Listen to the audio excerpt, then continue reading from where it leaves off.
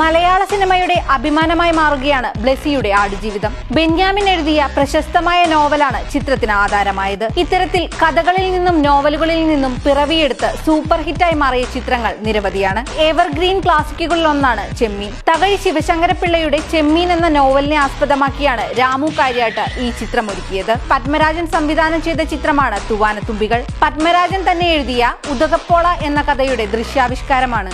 മമ്മൂട്ടി 3 വേഷങ്ങളിലെത്തി അമ്പരപ്പിച്ച ചിത്രമാണ് പാലേരി മാണിക്യം. രഞ്ജിത്ത് സംവിധാനം ചെയ്ത ചിത്രം ഇതേ പേരിൽ പുറത്തിറങ്ങിയ TP രാജീവന്റെ നോവലിനെ ആസ്പദമാക്കിയാണ് ഒരുക്കിയത്.